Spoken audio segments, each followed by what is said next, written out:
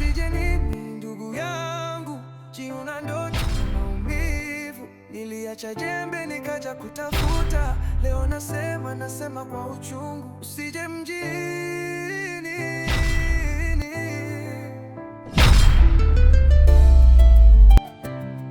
Maisha yangu yamekuwaje Mulile mimi? Hivi ni kitu gani hasa kilichonishawishi na kunitia tamaa ya kuondoka kijijini na kuja mjini? Tazama sasa, maisha yangu yote yameharibika. Mwenyewe nilikuwa nipo na furaha, na furahi na mke wangu, japo tunakula kwa shida, lakini tulikuwa pamoja tunafurahi. Angalia kilichonikuta sasa hivi. Mpaka dakika hii ninavyozungumza hata sielewi mke wangu yuko wapi, na mimi sijui hata naanzia wapi naishia wapi. Nipo kwenye majumba ya watu, mtu tena ambaye hata simjui. Alimanusura maisha yangu yaishie hapa mjini. Mungu wangu, tafadhali na kuomba, kama kuna mahali popote nimekosea,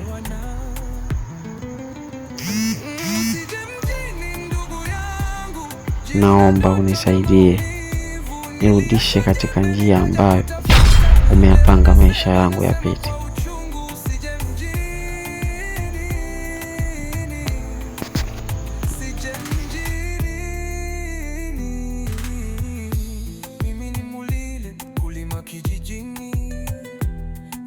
Na jembe mkononi na mke wangu pembeni, tulikuwa shambani tukitafuta tonge. Kapasta kapiga simu akasema na kuomba uje, njoo mjini kuna kazi ya maana. Nikafunga safari, moyo una matumaini. Tulifika stendi, jua linawaka, mara wauni wakatokea, simu wakachukua. Usije mjini ndugu yangu, jiuna ndoto na maumivu. Ndoto huanza na matumaini, lakini njiani kuna machungu. Usije mjini, usije mjini. Kapasta nipo mjini, nasubiri rafiki, nampigia Mulile, simu haipatikani. Nilitiwa tayari, yupo ananisubiri. Siku zinapita, moyo unazidi kuwa na wasi. Baada ya siku 3 tukakutana mitaani. Alikuwa mchafu, sura ya huzuni, nikamsaidia. Jaza kodi anatambia alikuharibia ale. Leo sasa nimekuta kule rodi namba 2. Kama vipi nikakiwasha au tukiwasha wote wawili? Sikia, wale masela kipindi kile wanipa mimi msala wale. Hao kwa kimavi. Wasema nini? Sikia. Kwa kijana mdogo mimi ngoja niongee na mama mtu. Afimsha mezani na mama mtu. Tunatoka. Haona kipresha bwana. Mimi nasema kipresha bwana mdogo yule uko na kipresha. Bwana mdogo, unaona vitu vilivyofanyika kipindi kile mpaka mimi napotea. Ukifanya haraka jao tutapotea tena. Yuko mmoja tu atakipresha. Nisikilize, usio na haraka. Hatua kwa hatua. Kama kodi zako unazijua, kodi zangu unazijua, hebu tuende nini kwa taratibu.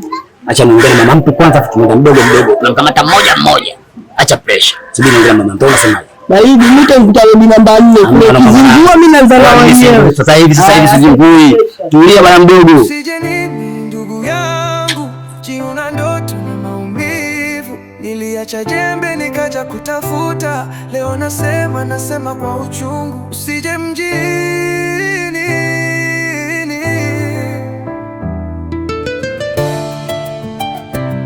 usije mjini.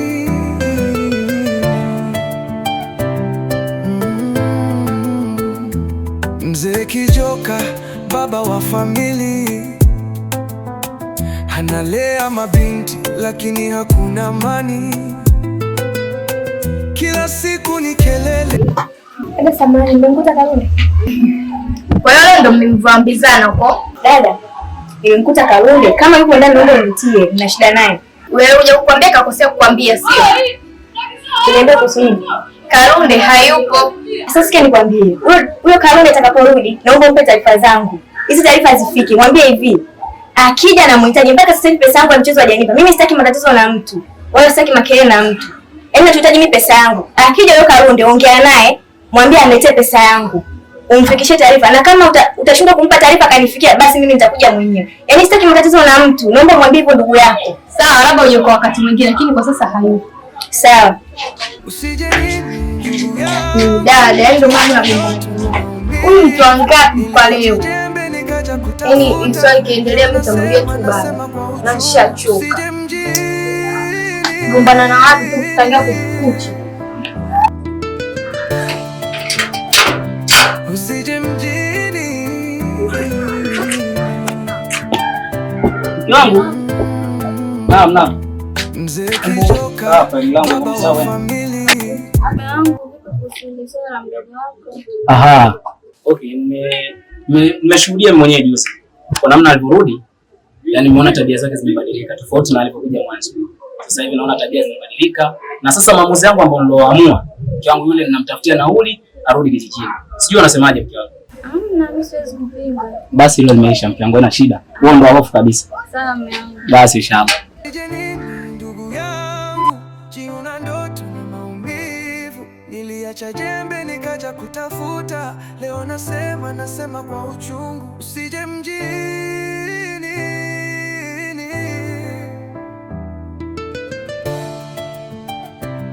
Usije mjini.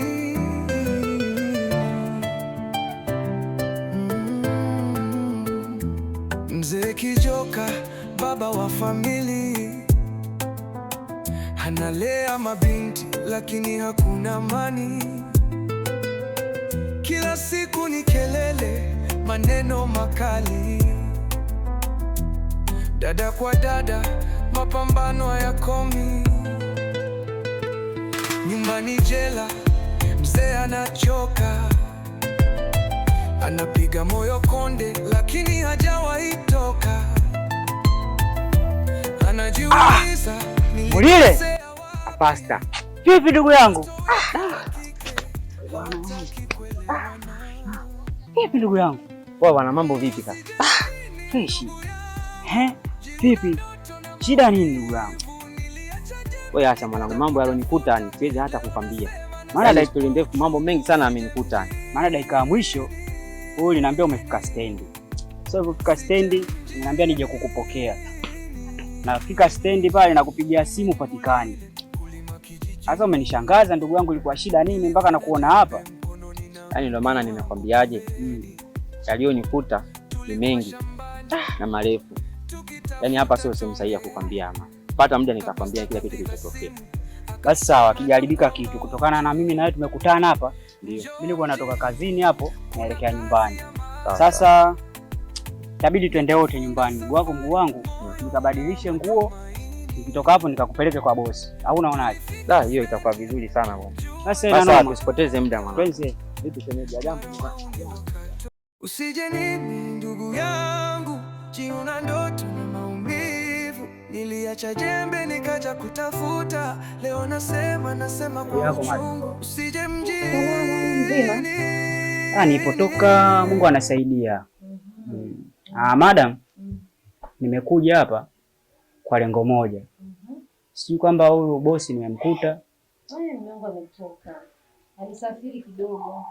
Ametoka. Basi kama ametoka, akijaribika kitu. Natumaini badala ya bosi unafuata wewe madam. Kama nilivyokuambia, mimi nimekuja kwa lengo moja. Nimekuja hapa nina mgeni huyu rafiki yangu. Nimempeleka rafiki yangu ambayo hapo awali bosi alinipa kazi ya kumtafuta kijana wa kazi pale getini. Na hivyo nikapambana ndo nikampata rafiki yangu ndo nikamleta. Yule mume wangu aliyosema atakuja. Yeah. Sasa mbona kachelewa? Ni kweli. Najua utajiuliza sana madam. Kwa nini kachelewa? Ila yeye mwenyewe yupo hapo atakuelezea maana kuna changamoto zimetokea. Sasa anaitwa nani? Anaitwa Mulile. Okay, bwana Mulile, vipi? Mzima madam, habari yako? Salama mzima? Njema kabisa. Ndio utokapo? Njema, namshukuru Mwenyezi Mungu. Nilipewa taarifa kwa kitambo, lakini mbona umechelewa? Ilikuwa vipi yani? Da. Kusema kweli ni story ndefu sana. Lakini ilikuwa hivi.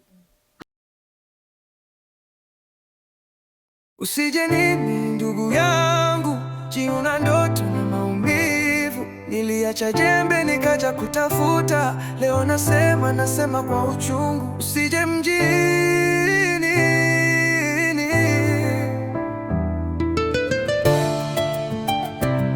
usije mjini.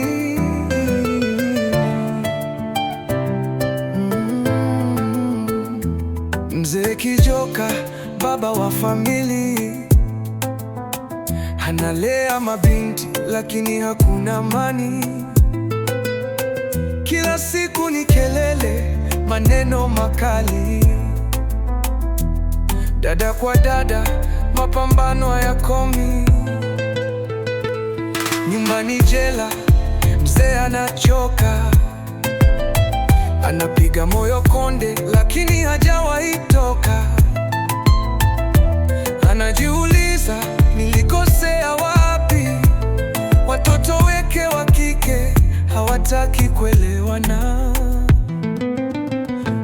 Usije mjini ndugu yangu, jiuna ndoto na maumivu. Niliacha jembe nikaja kutafuta, leo nasema kwa uchungu. Usije mjini,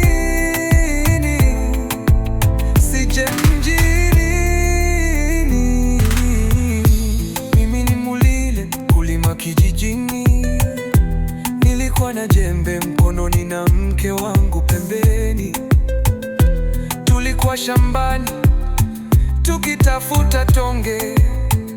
Kapasta kapiga simu akasema na kuomba uje, njoo mjini, kuna kazi ya maana. Nikafunga safari, moyo una matumaini. Tulifika stendi, jua linawaka, mara wauni wakatokea, simu wakachukua. Usije mjini ndugu yangu, jiuna ndoto na maumivu. Ndoto huanza na matumaini, lakini njiani kuna machungu. Pole sana. Da. Sasa shemeji. Okay, lakini bwana Mulile, kwanza nikuulize. Utaweza mshahara wangu? Tunataka kulipa, utalizika? Maana mimi tunalipa, tumejadiliana na mume wangu mshahara 1,500,000. Uko tayari kufanya kazi? 1,500,000? Mimi niko tayari kufanya kazi kwa 1,500,000. Okay, sasa hapa kwangu unajua tena, usimuona jumba langu lilivyo. Sipendi uchafu, cha kwanza napenda usafi kwanza. Cha pili, sipendi uchafu, yani mazingira yawe masafi. Bustani ya maua kule umwagilie vizuri, ndimi bustani zangu yani ziwe vizuri kabisa, yani clear. Umeelewa? Kingine yani kulala, unajua kuna walinzi wengine wakishakabidhiwa viti hivyo vya kifahari kama hivi, unaona, wakiegema tu hivyo shalala. Yani sipendi kazini kwangu uwe unalala. Unavyomuona huyu sio kwamba nimemuokota njiani au mtaani labda pengine wauni. Huyu ni rafiki yangu, tena rafiki yangu wa damu, ambao tumetoka kijijini wote, tumesoma wote, tumekuwa wote, kwa makuzi yote yale tumecheza wote. Okay. Na ndio maana nakwambia huyu rafiki yangu ni zaidi ya ndugu. Kwa hiyo namwamini sana na nimemleta mikononi mwenu. Natumaini wewe mwenyewe utamuona mwenendo yake. Ndugu yangu, hii kazi. Kwa hiyo mimi mwenyewe nimepambana sana mpaka nikapata kukuleta hapa. Kwa hiyo naomba sana uheshimu kazi. Shaona. Sababu ukija kuzingatia sasa hivi kupata kazi ngumu sana. Hususa kwenye jiji la Dar. Kazi ngumu sana. Na vijana wengi wanakaa vijiweni, wanavuta bange. Wanavuta bange, mambo kibao yanakuwa. Kwa hiyo ina maana kama umepata kazi, naomba ushikilie ndugu yangu. usiniangushe. Usijali kaka, mimi nimekuelewa vizuri tu, na hata hivyo mimi mwenyewe huko nilipotoka nimekuja kwa ajili ya kutafuta kazi. Kwa hiyo nikuahidi tu sitakuangusha na kazi yangu nitaitendea haki. Okay, kwa hiyo bwana nani tena Mulile. Okay, mimi nitakuita Mungu. Mulile naona kama iko itanichanganya. Kwa hiyo kazi unaweza kuanza leo ama au unaenda nyumbani urudi? Yaani madam mimi kazi hata sasa hivi naanza dakika. Yaani niko tayari kwa kazi. Da, shemeji. Haina shida, basi nitamwandalia uniform, maana atakiwa avae uniform. Nitamwandalia uniform, nitamkabidhi baadaye pale. Kwa hiyo usije nini ndugu yangu, jiuna ndoto na maumivu. Niliacha jembe nikaja kutafuta, leo nasema kwa uchungu. Usije mjini,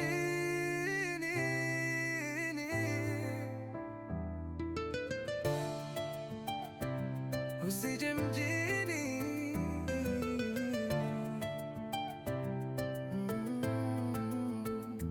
Mzee Kijoka, baba wa famili, analea mabinti lakini hakuna amani.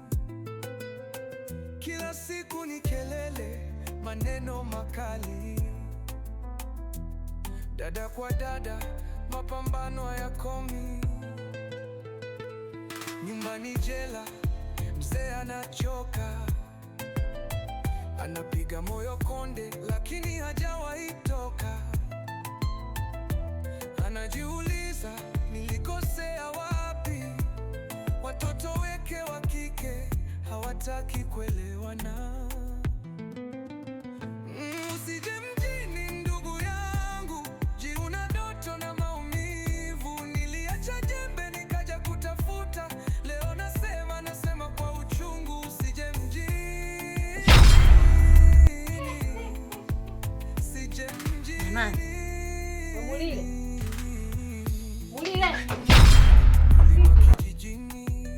Hapo umekuja kulala, umekuja kulinda.